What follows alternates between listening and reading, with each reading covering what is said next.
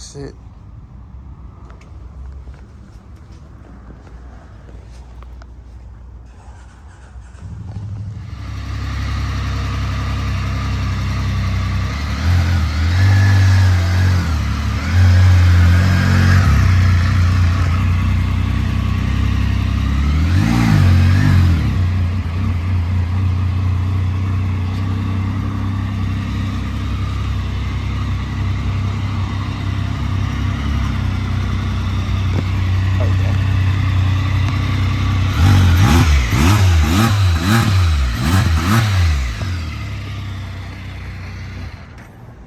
Sound good. I didn't realize it sounded like that. So the Spyder, the F3-S, they come stock with an Akrapovic exhaust from the factory. It's honestly the best looking Spyder that they have.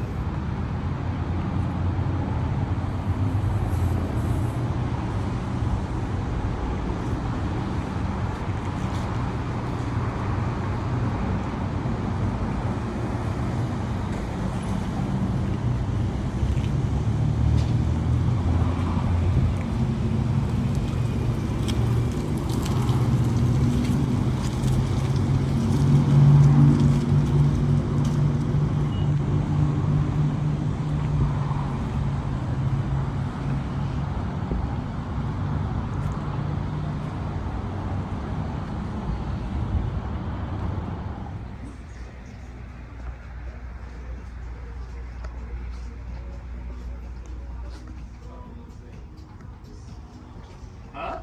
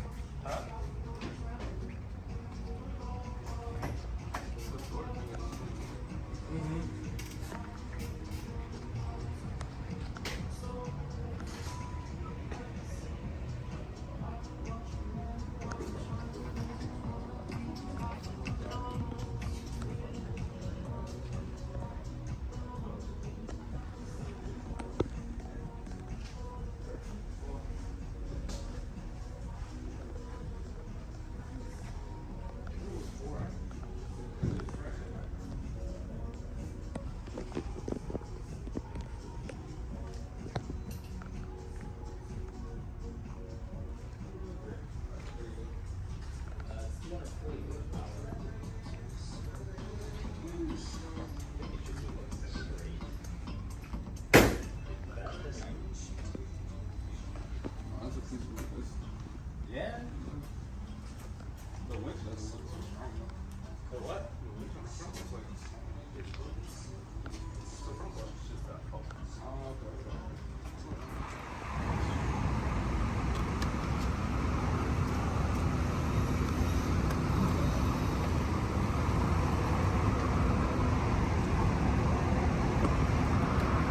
So they got these little clear pads that you put on that red part of the frame near the foot pegs, so your feet don't scratch it.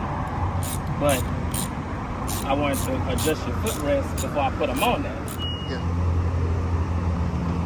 So you're gonna get 2 keys. They both programmed to your bike. They're gonna come with little key couplers that you put them in, slide them in. That way you don't have a whole bunch of keys jangling around here tearing up your paint. All right. The ignition is gonna be self-explanatory. Right now, all your electronics is off. Just like any other 2-wheel bike, if you turn your handlebars completely to the left or the right, you're gonna go from off to lock. That's gonna lock your handlebars. Okay. All right. From lock back to off, on is gonna turn on all your electronics. All right. If you start with push and you go down, swing that towards the little wrench right there, it's gonna open up your back seat. All right. They got the little wrench because that's gonna be your toolkit right there. Okay. All right. Your lock is on the right hand side. On this left hand side, this is a pillion passenger switch, which is gonna let the bike know when you got a passenger on there, and that's gonna tighten up the traction control. So if you ever wonder why it's a little loose on this side, that's why. Regardless, this seat ain't gonna never come off. Okay. All right. If you start at push and you turn it towards the suitcase, it's gonna open up the front compartment. All right. They're gonna be, that's your other keys, that's your owner's manual, that's your lower license plate screws, that's the little clear pads I was telling you about that's gonna go on your bars down there. And then this is gonna be to charge your battery whenever you're letting your bike sit up for, I'm gonna say like a month or more, put it on a battery tender. And then this is gonna be to connect your phone charger or your USB if you ever wanna be BRP connect on that. Okay. All right. 1, 2, 3, 4. Remove those, and your battery is gonna be right up under that. If you ever gotta get to it. All right. If you remove this up here, bring it towards the sky and pull it forward. That's gonna be your coolant reservoir. If you kind of shake the bike a little bit, as long as you can see that coolant right there, you're good to go. All right. That's gonna go right here. How when do you normally get oil change on these? I ain't got that yet. I'm gonna go over everything, I promise you. So slide this forward, and then that goes down. But that's your coolant right there. That's all that. Close there. Back to your bike right here. It's gonna tell you, as soon as you power it on, it's gonna tell you to read your safety card. If you say right there, and then scroll down, then you gotta close it out. Or you go forward with the throttle, just like the right one. Okay. All right. So to start it, you got 1, 2, foot on the brake, 3, close out. That's it. All right. If you turn it off in gear, which is gonna be first or reverse, then you definitely have to put your foot on the brake. If you turn it off in neutral, which is better, you don't have to put your foot on the brake to start it. As far as controls, that's going to control everything on your screen. Forward and back, volume up and down. If you had the audio and stuff like on the other models, they just use the same switches. Got park, emergency lights, start, run, don't run, just like on your right foot. Cruise control is gonna be, you press it on to activate it. Say for instance you at, I don't know, 60 miles an hour, you go down to set, it'll set it at that 60 miles an hour. You can go 61, 62, 63, 59, 58, 57, or tap your brake and it'll cancel it just like a car, or tap that button and it'll deactivate. Okay, all right? Whenever you start your bike, foot on the brake or not, it'll automatically be in neutral. Your gears go reverse, neutral, first, second, third, fourth, fifth, all the way to 6.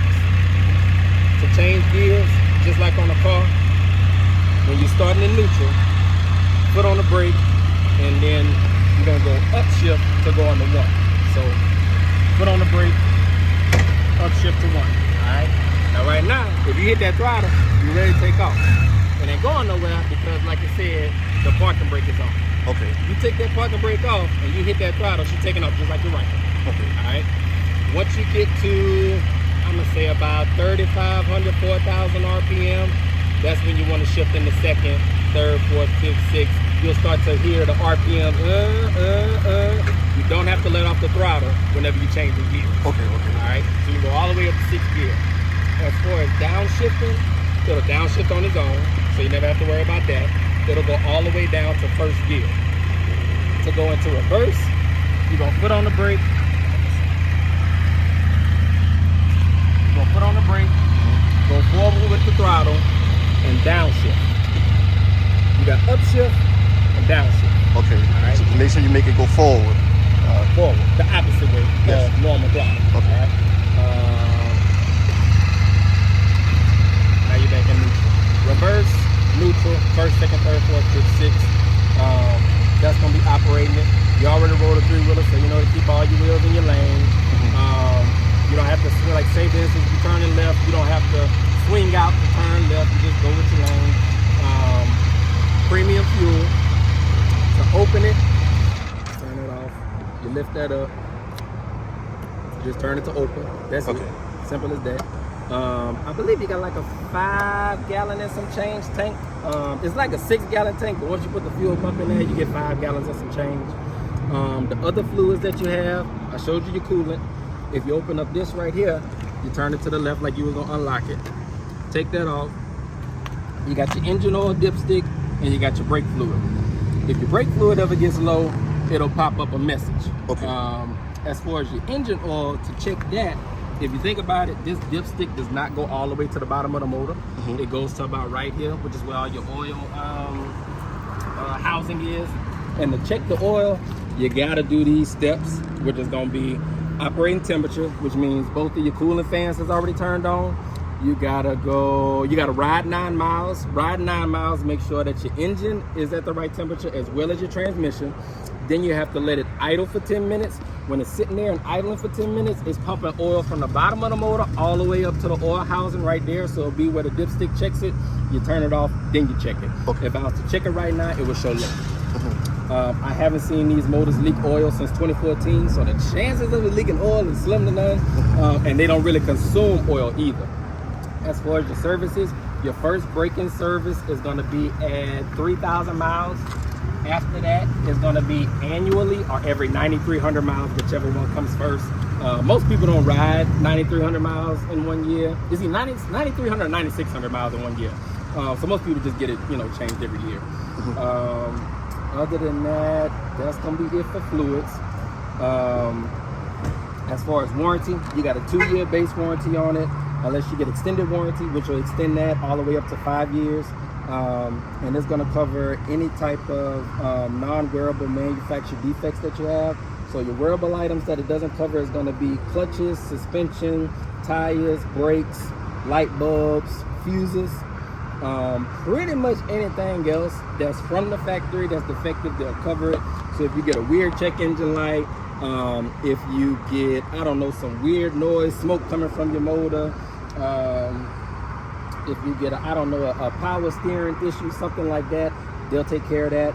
Your battery warranty and your tire warranty is 6 months, but it doesn't cover road hazards. So if you run over something that tears up your tire, they don't cover that. But if your tire splits in the middle for no reason, they cover that because that's a manufactured defect, you know what I mean?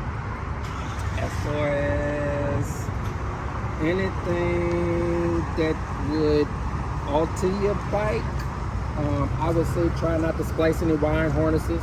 You can put add-ons on your bike, but try not to, play with it too much. Yeah, I'm gonna come to you to let you do the LEDs because I want it to run clean. I ain't even trying to mess with this one. Okay. Yeah, said bike came out nice. Yeah, that's the reason why I like how neat his came out. Yeah, his was nice and efficient. See, he ain't got no problem. He road ready. Everybody can't get on them bikes and go down the road like that and not worry about nothing. You know what I'm saying? So it'd be a little different. Other than that, breaking it in. Your break-in is 600 miles on the motor. So basically, don't hold it wide open throttle. If you want to do a couple quick bursts here and there, that's fine. It'll probably start to top out at 100, then it'll gradually get to 120 as you break it in more and more and more.